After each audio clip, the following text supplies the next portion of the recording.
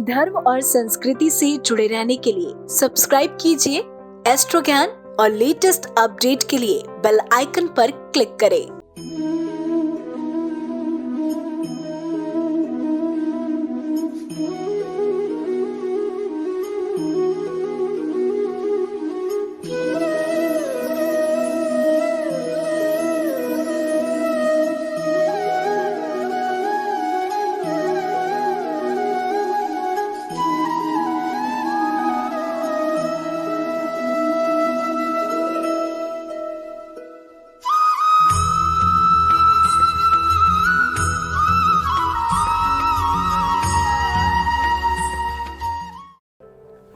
जय महाकाल।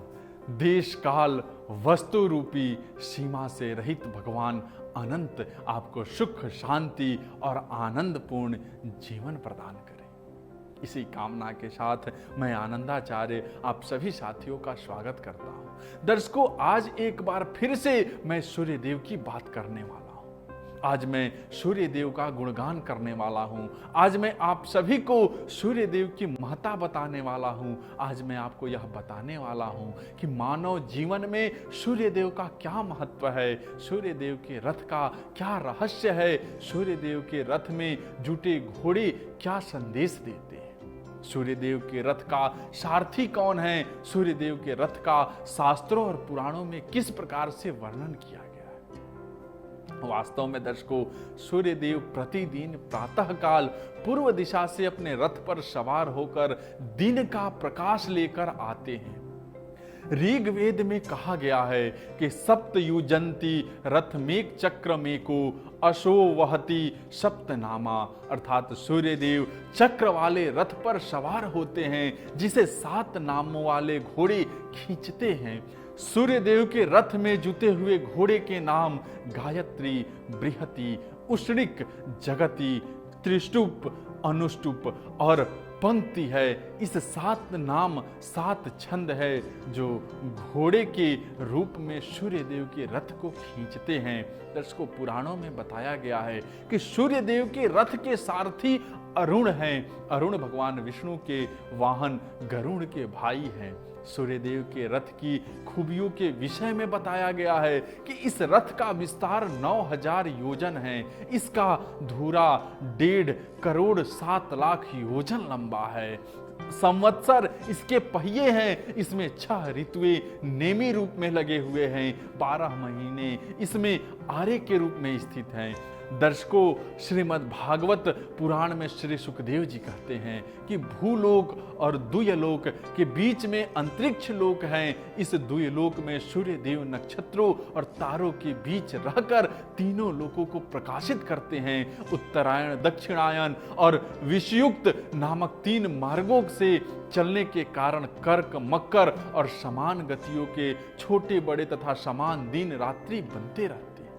दर्शकों, जब सूर्य देव मेष और तुला राशि में रहते हैं तब दिन रात बराबर होता है, और जब सूर्य देव वृषभ, मिथुन, कर्क, सिंह और कन्या राशि में रहते हैं तब क्रमशः रात 1-1 महीने में 1-1 घड़ी बढ़ती जाती है और दिन घटते जाते हैं। जब सूर्य वृश्चिक, मकर, कुंभ, मीन और मेष राशि में रहते हैं तब क्रमशः दिन हर महीने 1-1 घड़ी बढ़ता जाता है और रात कम होती जाती है।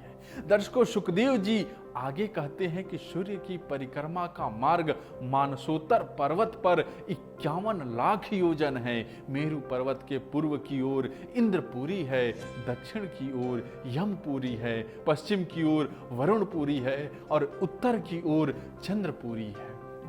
मेरु पर्वत के चारों ओर सूर्य देव परिक्रमा करते हैं, इसलिए इन पुरियों में कभी दिन तो कभी रात, कभी दोपहर तो कभी मध्य रात्रि सूर्य देव जिस पुरी में उदय होते हैं उसके ठीक सामने अस्त होते प्रतीत होते हैं। जिस पुरी में दोपहर होता है उसके ठीक सामने अर्धरात्रि होती है।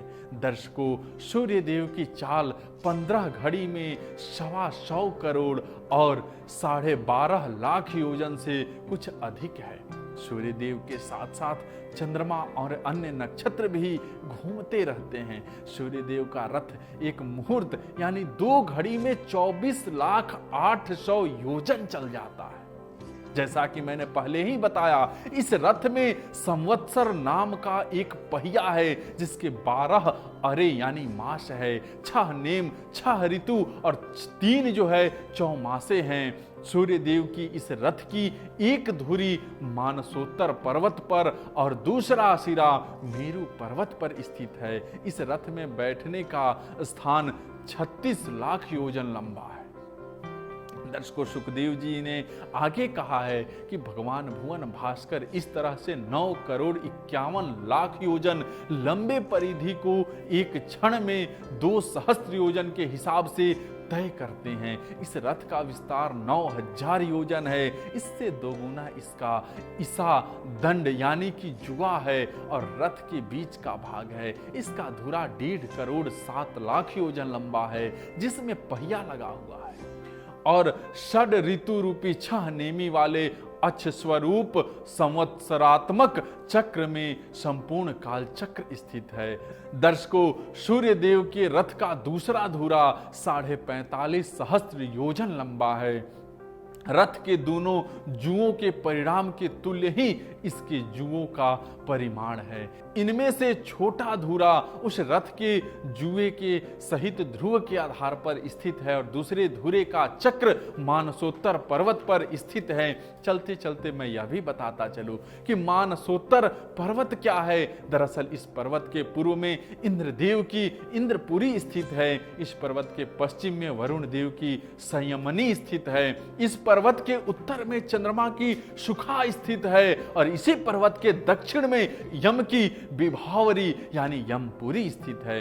दर्शकों, आज का यह विषय आपको कैसा लगा हमें जरूर बताइए और साथ ही आप सब यह भी बताइए कि आपको कार्यक्रम लगता कैसा है। आप सब में से जो जुड़ना चाहते हैं, सामने नंबर दिया है, बात कर सकते हैं। आप सबका बहुत बहुत धन्यवाद। जय महाकाल।